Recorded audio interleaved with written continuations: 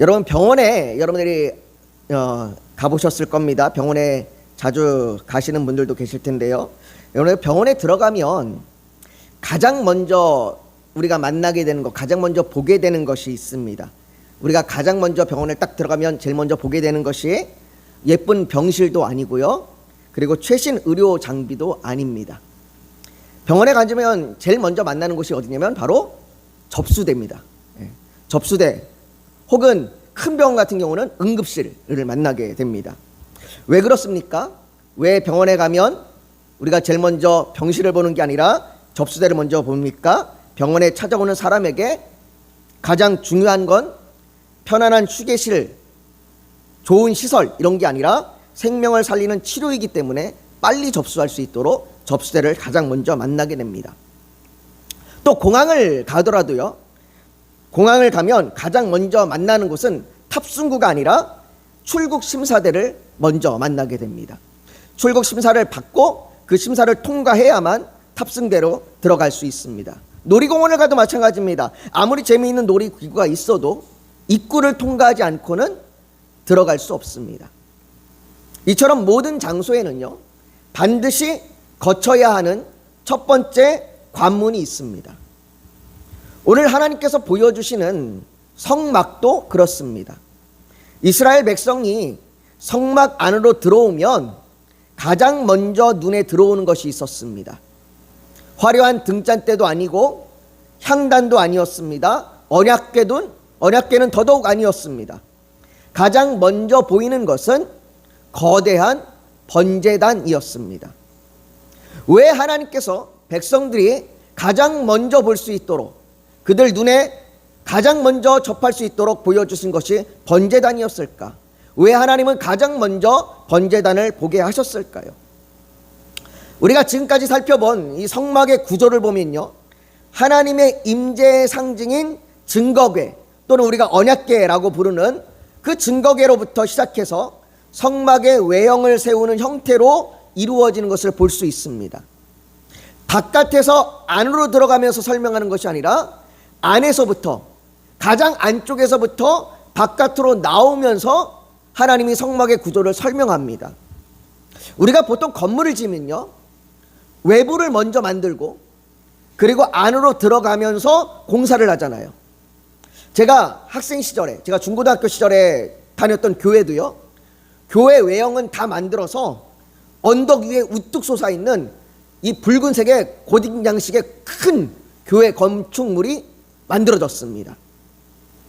그런데 안에 들어가면 아직 공사가 끝나지 않아서 오랜 시간이 지나서야 예배당에서 예배를 드릴 수 있을 정도로 오랜 시간에 걸쳐서 하나씩 공사를 냈습니다. 이게 일반적인 건축 방식입니다. 안에 외형을 짓고 안에 실내 인테리어를 하죠. 실내 구조를 쌓죠. 그런데 왜 하나님께서는 성막의 구조를 설명하실 때 가장 안쪽에 있는 증거궤에서부터 시작하는 걸까요? 왜 바깥의 모습부터 설명하는 게 아니라 왜 가장 안쪽에 있는, 어떻게 보면 가장 늦게 드려놔야 할 그것부터 설명하는 것일까요?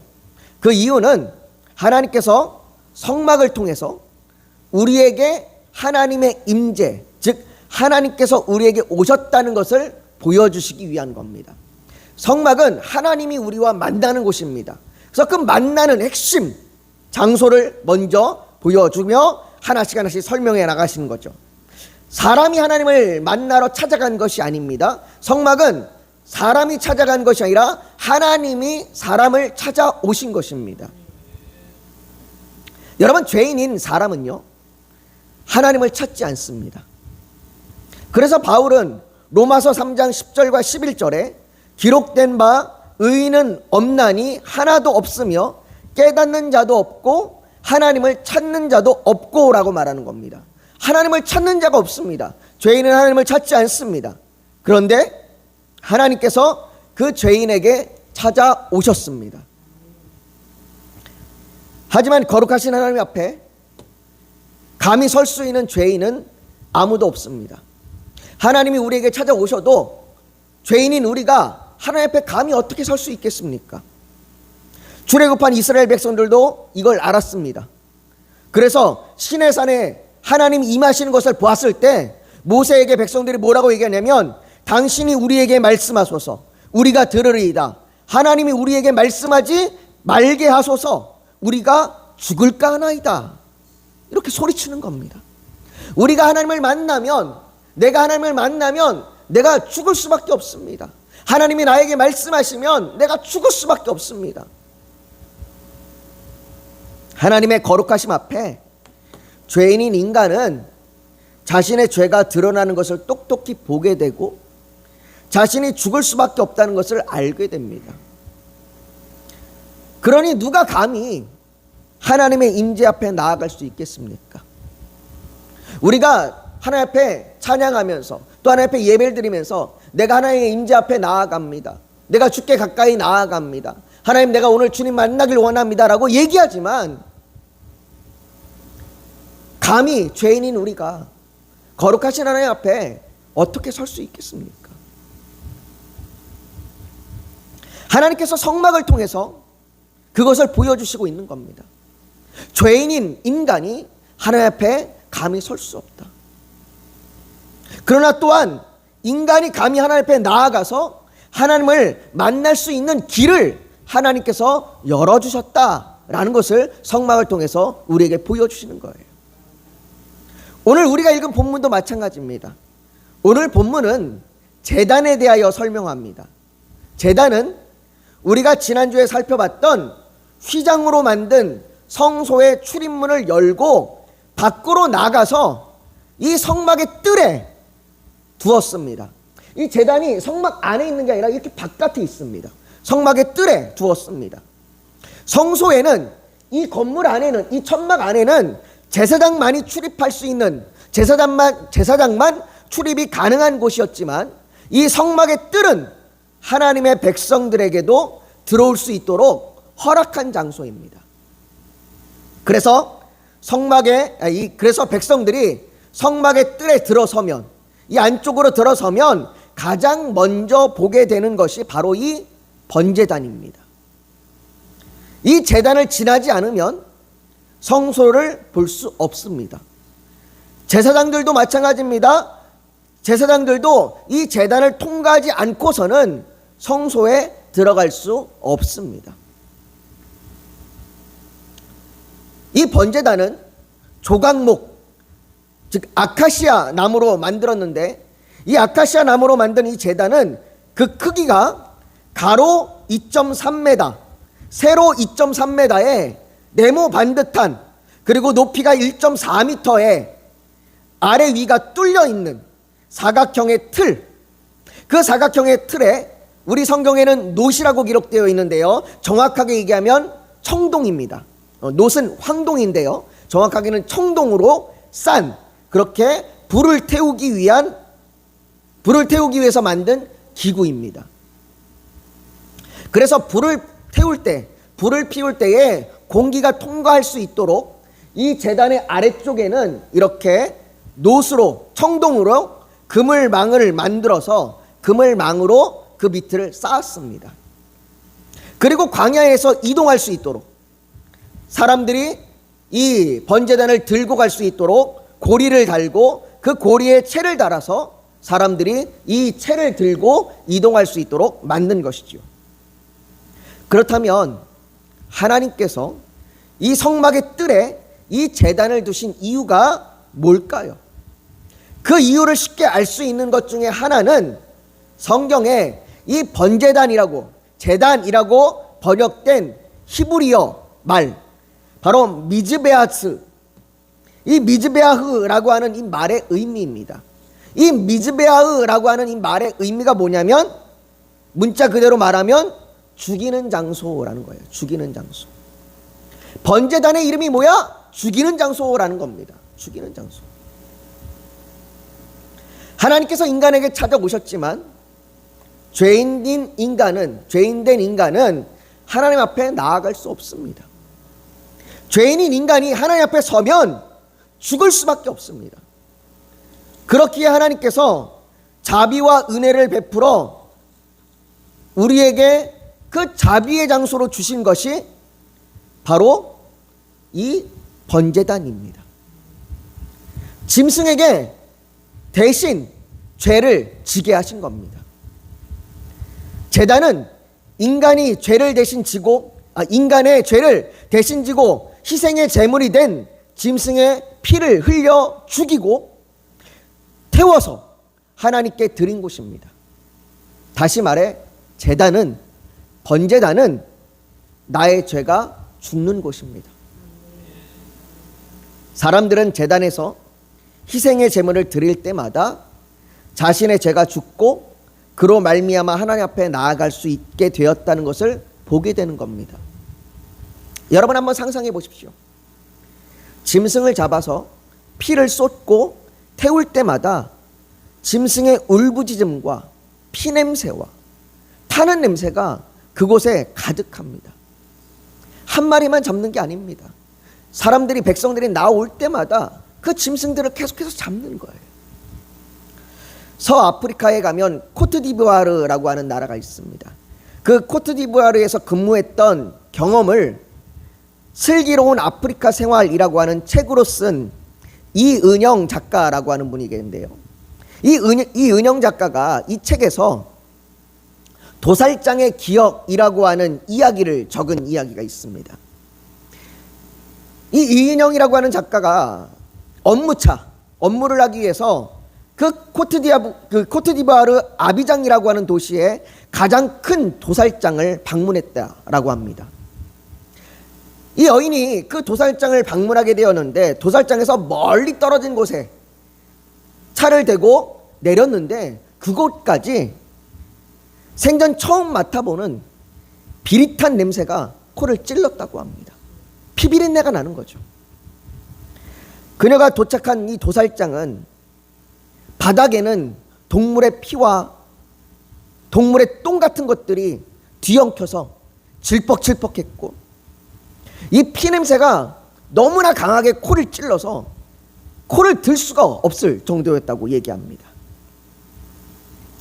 그렇게 너무나 거기서 큰 충격을 받았는데 업무를 마치고 관리소에서 사람들을 만났는데 그 관리소에 있는 사람들이 손님이 왔다고, 그것도 외국에서 손님이 왔다고, 손님을 대접한다고 양 요리를 제공해서 주는데 죽은 소와 피 냄새를 보았던 그 충격 때문에 그 고기를 먹을 수가 없었다고 얘기합니다. 그래도 손님을 대접했다고 주니까 억지로 고기 한 점을 입에 우겨 넣어서 그냥 삼켜 버렸다고 얘기를 해요. 그 충격이 그녀를 얼마나 괴롭혔던지 그녀가 그 후 한 달이 넘도록 고기를 먹을 수가 없었다고 합니다. 이토록 충격적인 죽음의 현장이 제단에서 이루어지는 겁니다. 어디 딴 데 가서 소와 양을 딱 잡아갖고 잘 이렇게 포장된 고기를 가져와서 거기서 태우는 게 아니라 그 제단에서 소와 양을 잡는 거예요. 제단 북쪽에서 소와 양을 잡아서 칼로 그 소와 양을 자르고 피를 쏟고 그 고기를 태우는 겁니다. 그건 어떤 특정한 날에만 그런 것이 아닙니다. 매년, 매월, 매주, 매일 제단에서 희생의 제사를 드리며 제단에서 제물이 드려졌습니다. 레위기 6장 13절에는 불을 끊임이 없이 제단 위에 피워 꺼지지 않게 할지니라 라고 말합니다. 불이 꺼지지 않는 거예요. 계속해서 불이 타오르는 겁니다. 계속해서 불이 타오른다는 얘기는 언제라도 희생의 제사를 드릴 수 있다는 겁니다. 사랑하는 성도 여러분, 이 끔찍한 죽음의 현장이 바로 나의 죽음의 현장입니다. 희생의 제물의 죽음은 나의 죄의 결과이며 나의 죽음입니다. 우리는 그것을 보지 않으려고 합니다. 나의 죄는 보지 않으면서 잘 포장된 은혜만 보려고 합니다. 죄는 대충 얼버무려서 짧게 이야기하고, 죄에 대해서는 길게 얘기하지 마, 죄에 대해서는 길게 심각하게 얘기하지 마, 그냥 그건 빨리빨리 짧게 지나가고, 모든 것을 은혜로 포장해서 우리 은혜만을 말하자, 은혜만을 이야기해야 돼 라고 그렇게 말합니다. 그러나 성경은 죄를 그냥 덮지 않습니다. 죄는 그냥 묻어두고 은혜만을 말하지 않습니다. 바울은 죄가 더한 곳에 은혜가 더욱 넘쳐나리라고 말합니다. 죄를 얘기해야 은혜가 나타나는 겁니다. 제단은 이 사람의 죄가 얼마나 심각한지를 보여줍니다. 내 죄가 얼마나 끔찍한지, 내 죄가 얼마나 심각한지 그것을 보여주는 겁니다. 그러나 한편 하나님께서는 제단 위에 불을 항상 타오르게 하셨습니다. 이스라엘 백성들이 죄의 문제가 있을 때 언제든지 하나님 앞에 나아가 제사를 지낼 수 있게 하셨습니다.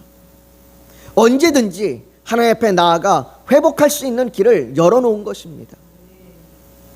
더욱이 오늘 본문 2절에 보면요, 우리 2절 같이 한번 읽어볼까요? 같이 읽습니다. 시작. 그 내 모퉁이 위에 뿔을 만들되 그 뿔이 그것에 이어지게 하고 그 제단을 놋으로 싸고. 여기 보면 독특하게 제단 위에 뿔을 만들라고 하십니다. 이게 뿔입니다. 이 제단 끝에 네모난 그 사각 부분 끝에 이렇게 뾰족 튀어 올라와 있는 것, 이것이 제단의 뿔입니다. 이 뿔은 제단의 장식이 아닙니다. 그냥 장식을 위해서, 디자인을 위하여 만든 게 아닙니다. 출애굽기 29장 12절에 보면 이렇게 얘기합니다. 같이 한번 읽어볼까요? 시작. 그 피를 내 손가락으로 제단 뿔들에 바르고 그 피 전부를 제단 밑에 쏟을지며. 하나님께서 제단 뿔에 피를 바르라고 말씀하십니다. 여기에 피를 바르라고 말씀하시는 이유는 이 뿔이 힘과 능력을 상징하기 때문입니다. 우리가 부르는 찬양 중에 나의 힘이 되신 여호와여라는 찬양이 있습니다. 그 찬양의 가사 중에 보면 이렇게 얘기합니다. 구원의 뿔이시오 나의 산성이라. 이 가사는 시편 18편 2절에 나오는 다윗의 고백입니다. 다윗이 고백하는 거예요. 하나님은 나의 구원의 뿔이시오 나의 산성이시로다. 하나님께서 나의 구원의 능력이 되신다고 얘기하는 겁니다. 하나님이 나의 구원의 능력이시며 하나님이 나의 구원의 힘이십니다. 그래서 하나님의 이 구원을 상징하는, 구원의 능력과 구원의 힘과 구원의 권세를 상징하는 이 제단뿔을 잡으면, 이 피를 바른 이 제단뿔을 잡으면 용서와 보호를 받을 수 있었습니다. 열왕기상 1장에 보면요, 반역을 도모했던 아도니아라는 사람이 나옵니다. 이 솔로몬 왕이 집권할 때 솔로몬 왕이 왕 되는 것을 거부하고 반역을 일으켰던 아도니아라는 사람이 나오는데, 그 아도니아가 솔로몬이 왕이 되었을 때 자신이 죽을 위기가 되었잖아요. 반역의 죄를 저질렀으니까. 그때 성경이 뭐라고 이렇게 기록하냐면 이렇게 기록합니다. 우리 한번 읽어볼까요? 같이 읽습니다. 시작. 어떤 사람이 솔로몬에게 말하여 이르되 아도니아가 솔로몬 왕을 두려워하여 지금 제단뿔을 잡고 말하기를 솔로몬 왕이 오늘 칼로 자기 종을 죽이지 않겠다고 내게 맹세하기를 원한다 하나이다. 이 아도니아가 제단뿔을 잡는 거예요. 제단뿔을 잡고 솔로몬 왕이여 맹세해 주십시오. 누구든지 이 제단뿔을 잡으면 용서한다고, 생명을 보존한다고 하나님이 말씀하지 않으셨습니까? 그러니 당신도 내 생명을 보존해 주십시오. 나를 죽이지 마십시오. 나를 용서해 주십시오. 제단뿔을 잡고 살려달라고, 구원해달라고 구하는 것을 볼 수 있습니다. 사랑하는 성도 여러분, 우리 역시 이 아도니아와 같은 반역자입니다. 인간의 죄는 창세기 3장 5절에 너희가 그것을 먹는 날에는 너희 눈이 밝아져 하나님과 같이 되리라 라고 말씀하시듯이 자신이 하나님과 같이 되는 것, 왕이신 하나님의 자리를 찬탈하여 내가 왕의 자리에 앉으려고 한 것, 그 반역의 죄입니다. 그러니 죄인된 인간은 아도니아와 같이 제단의 뿔, 구원의 뿔을 잡아야 합니다. 여러분, 우리는 그 구원의 뿔을 잡아야 돼요. 제단의 뿔을 잡아야 합니다. 그렇다면 저와 여러분이 잡아야 할 구원의 뿔이 무엇입니까? 우리에게는 지금 번제단이 없잖아요. 우리에게는 지금 번제단이 가까이 있지 않잖아요. 없잖아요. 그렇다면 우리가 어떤 제단의 뿔을 잡아야 됩니까? 우리가 어떤 구원의 뿔을 잡아야 합니까? 우리가 잡을 수 있는 제단의 뿔, 구원의 뿔이 무엇입니까? 누가복음 1장 68절과 69절에 보면요, 이렇게 고백을 합니다. 우리 한번 같이 한번 읽어볼까요? 시작. 찬송하리로다 주 이스라엘의 하나님이여 그 백성을 돌보사 속량하시며 우리를 위하여 구원의 뿔을 그 종 다윗의 집에 일으켜셨으니. 이 찬송은 예수 그리스도가 이 땅에 오실 때에 그 오심을 고백하고 예수 그리스도가 오심을 기뻐하며 찬양했던 찬양입니다. 이 찬양 중에 이렇게 얘기합니다. 우리를 위하여 구원의 뿔을 그 종 다윗의 집에 일으키셨으니.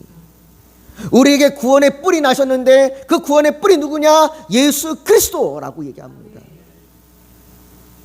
우리를 위한 구원의 뿔, 우리를 위한 제단의 뿔, 그 뿔이 예수 그리스도이십니다. 사랑하는 성도 여러분, 이스라엘 백성들은 하나님께 나아가기 위해 날마다 희생의 제물을 드려야 했습니다. 피 흘림이 없은즉 사함이 없느니라 라는 이 말씀과 같이 죄를 씻기 위해 날마다 피를 쏟으며 죽음 앞에 서야 했습니다. 그럼에도 히브리서 10장 4절은 말합니다. 이는 황소와 염소의 피가 능히 죄를 없이 하지 못함이라. 날마다 피를 뿌리는데, 날마다 황소를 잡고, 날마다 염소를 잡고, 날마다 양을 잡는데, 그 피를 제단에 뿌리는데, 그 피를 제단의 뿔에 바르는데, 그러나 그 피가 능히 죄를 없이 하지 못한답니다. 그 어떤 제물을 드린다고 하여도 하나님 앞에 인간의 죄의 값을 다할 수 없습니다. 그저 매일 희생의 제물을 드릴 수 있는 것조차도 하나님께서 열어주신 은혜일 뿐입니다. 동물을 잡는다고 우리의 죄가 사라지는 게 아닙니다. 동물을 잡는 건, 소와 양을 잡는 건 하나님이 우리를 용서할 수 있도록 길을 열어주셨다는 것을 보여주는 것이지, 동물을 잡았다고 해서 내 죄가 사라지는 것이 아닙니다.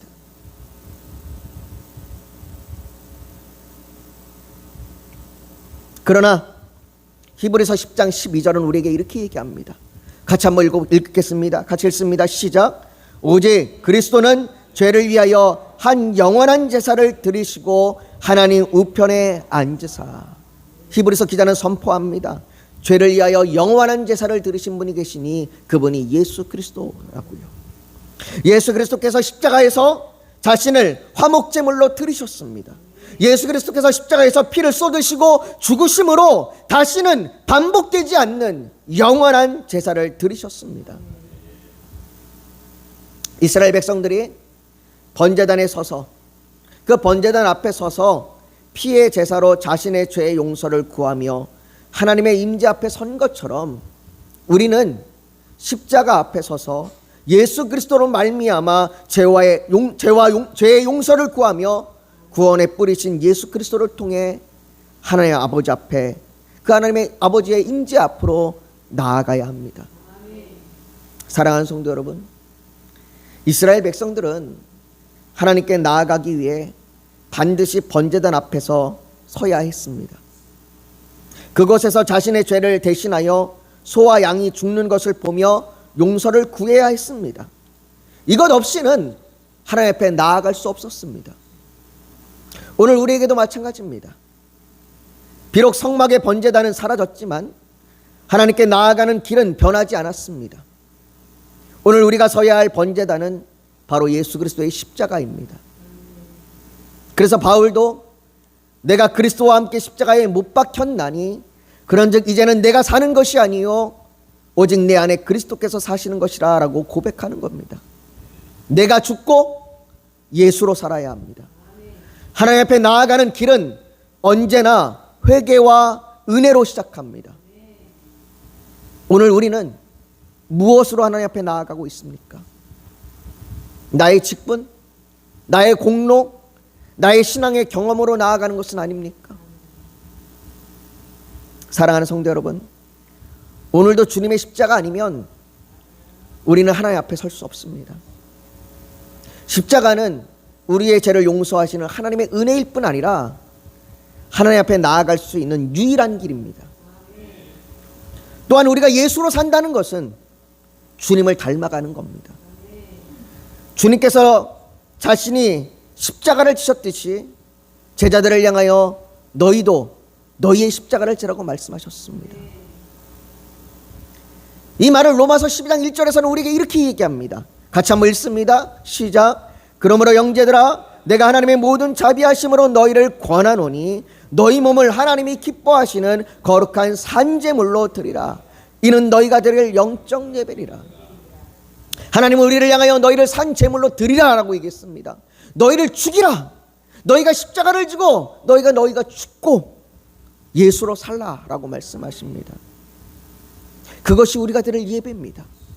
사랑하는 성도 여러분, 우리가 지금 이 시간에 예배를 드릴 때에 우리가 하나님 앞에 우리를 드리지 않으면, 우리가 죽지 않으면 우리는 하나님 앞에 나아갈 수 없습니다.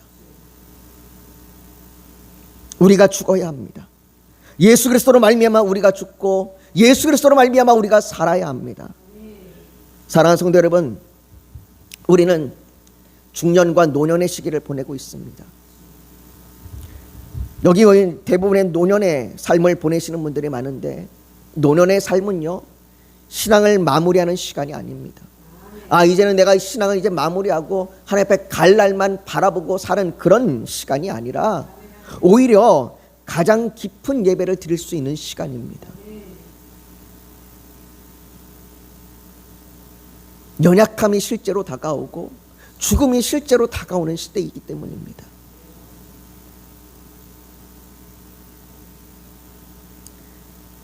그래서 우리는 지금 우리의 삶을 가정에서 사랑하고 용서하는 삶으로, 교회에서 기쁨으로 섬기는 삶으로, 다음 세대에게 믿음의 본을 보이는 삶으로, 어려운 이웃을 위해 기뻐하고 나누는 삶으로 하나님 앞에 우리를 산 제물로 드리는 그런 삶을 살아야 합니다. 사랑하는 성도 여러분, 오늘도 우리는 번제단 앞에 섭니다. 그러나 그 번제단은 더 이상 성막의 청동으로 만들어진 제단이 아니라 우리를 위해 피 흘리신 예수 그리스도의 십자가입니다. 날마다 십자가의 은혜를 붙들고 하나님께 담대히 나아가며 우리의 남은 삶을 하나님 앞에서 기쁘게 받으시는 그러한 거룩한 산제물로 드리는 저와 여러분들이 되시기를 주님의 이름으로 축복합니다. 이 시간 우리가 오늘 말씀을 좀 붙들고 기도했으면 좋겠습니다. 여러분, 우리가 하나님 앞에 나아가지만 우리의 죄, 우리의 연약함, 우리의 반역, 이 모습으로 우리가 하나님 앞에 나아갈 수 없습니다. 우리가 하나님 앞에 나아갈 수 있는 길은 오직 예수 그리스도의 십자가, 그 십자가밖에 없습니다. 오직 예수 그리스도의 은혜밖에 없습니다. 그 십자가 앞에 우리가 서야 합니다. 그 십자가 앞에 서서 주의 그 십자가의 은혜로 말미암아 이제는 내가 죽고 예수로 살게 하여 주시옵소서. 나를 하나님의 앞에 거룩한 산제물로 드리는 삶으로 나의 나머지 삶을 살아가게 하여 주시옵소서.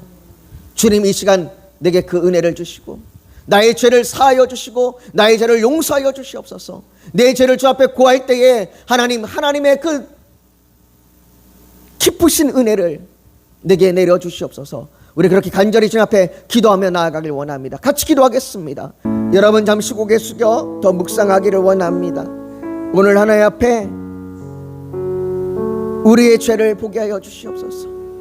우리의 죄의 그 처참함과 죽을 수밖에 없는 우리의 모습을 보게 하여 주시고,